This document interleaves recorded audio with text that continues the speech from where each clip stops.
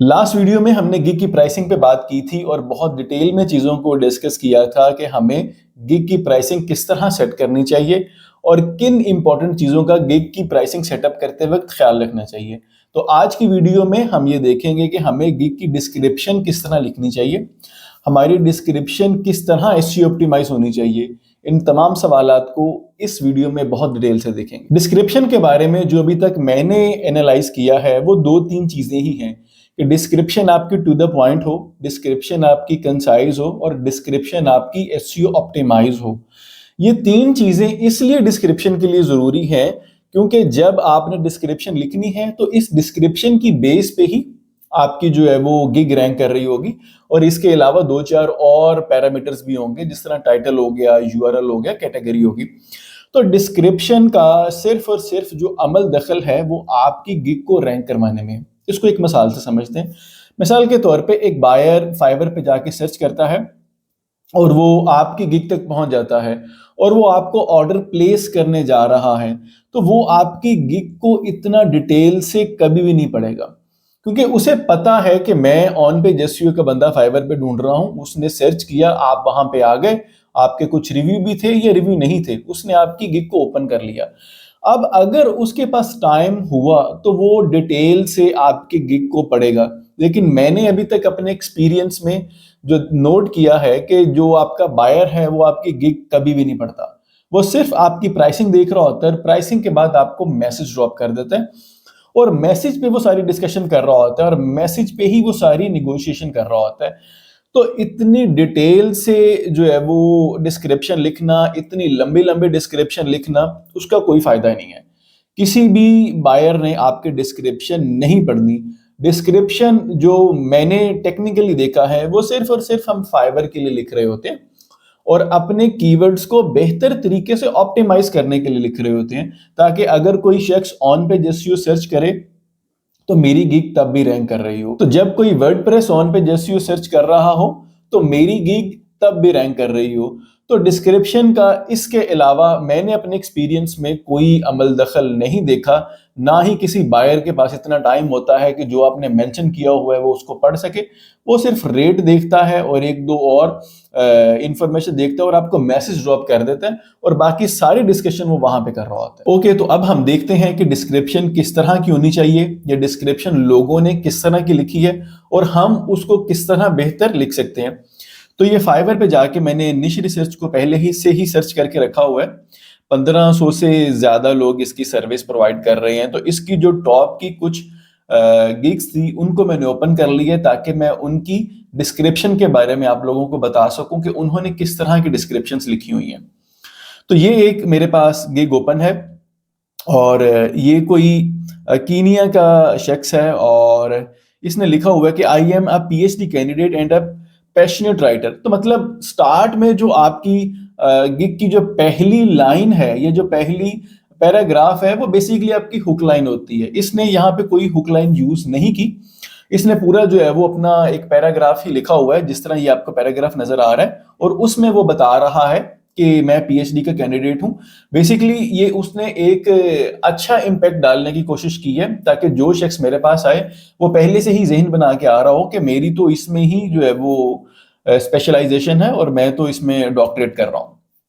और उसके बाद उसने उस सर्विस के बारे में बताया हुआ है जो वो सर्विसेज सेल कर रहा है और फिर वो एंड पे बता रहा होगा कि इस सर्विस में क्या इंक्लूडेड है। तो बेसिकली 2 से 3 हिस्सों में ही लोगों ने डिस्क्रिप्शंस को डिवाइड किया होता है। नंबर 1 पे वो कोई ऐसी हुक लाइन या पंच लाइन बोल देते हैं कि अगर आप एक अच्छी निश रिसर्च करवाना चाहते हैं then you are at the right place. फिर वो अपने बारे में बता देते हैं कि जी हमारा इतना एक्सपीरियंस है और इतनी देर हो गई है हमें काम करते हुए, और बॉटम पे वो बता देते हैं कि आपको इस गिग में क्या मिलेगा और आपको हमसे किस तरह की सर्विसेज मिलेंगी। तो बेसिकली ये तीन ही चीजें लोग नॉर्मली कवर कर रहे होते हैं। अब बाकी उनके लिखने के स्टाइल हैं। कुछ लोग उसको बुलेट्स में लिख देते हैं जो उन्होंने गिग में चीजें प्रोवाइड करनी है। मिसाल के तौर पे अब ये देखें, ये इस भाई साहब ने लिखा हुआ है कि अटिपिकल मार्केट रिसर्च रिपोर्ट में क्या शामिल है। मैं एक समरी प्रोवाइड करूंगा, मैं मार्केट का साइज बताऊंगा, मैं स्वॉट एनालिसिस करके दूंगा, मैं टैम एनालिसिस करके दूंगा। तो जो उसकी रिसर्च में शामिल है उसने वो बताया हुआ है।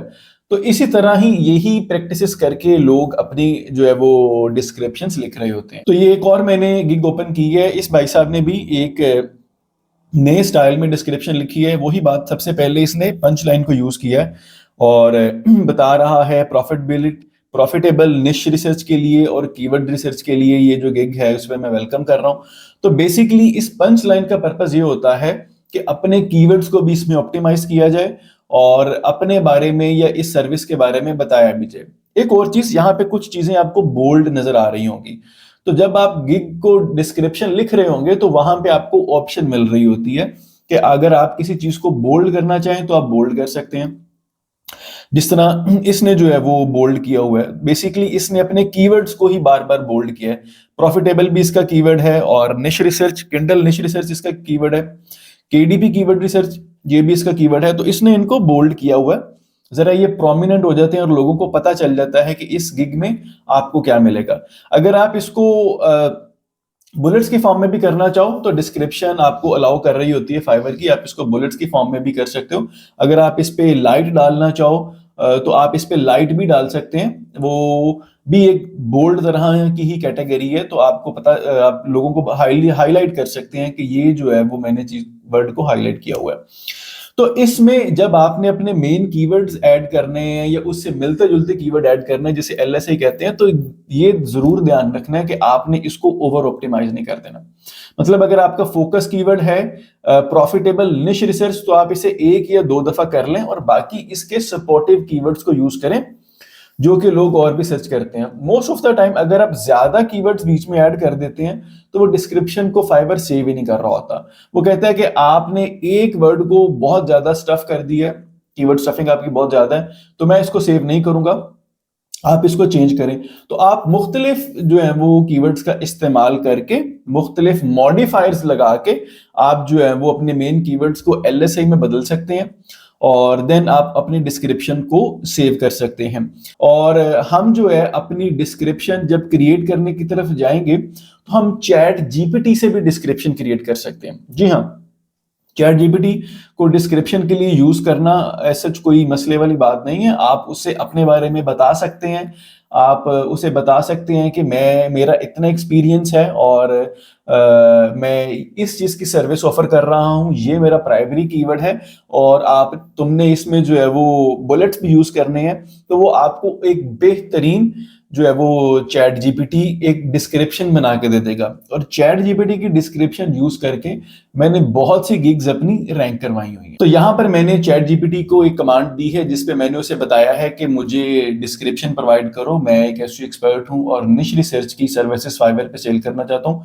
तो वो देखिए उसने कितनी खूबसूरत सी मुझे सिंपल सी डिस्क्रिप्शन लिख के दे दी है, उसने उसका मुझे टाइटल भी बता के दे दिया है और उसने जो है वो डिस्क्रिप्शन भी लिखी है जिसमें उसने बताया है कि मेरा जो है वो 7 साल का एसईओ का एक्सपीरियंस है और इसमें क्या इंक्लूड होगा, निश रिसर्च होगी, इसमें जो है वो एसईओ की स्ट्रेटजी होगी, इसमें ट्रेंड्स होंगे, आप मुझे क्यों चूज कर सकते हैं, मैं टेलर्ड सोल्यूशन प्रोवाइड करता हूँ, मैं कम्युनिकेशन में जो है वो अच्छा हूँ।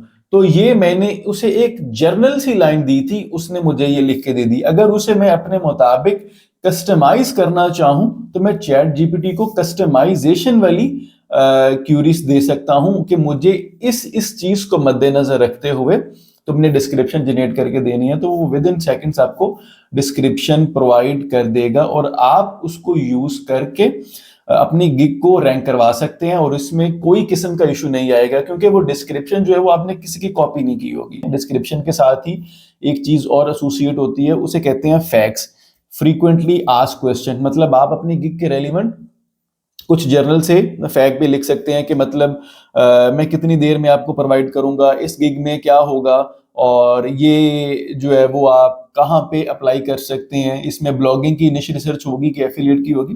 तो आप क्वेश्चंस के आंसर दे सकते हैं।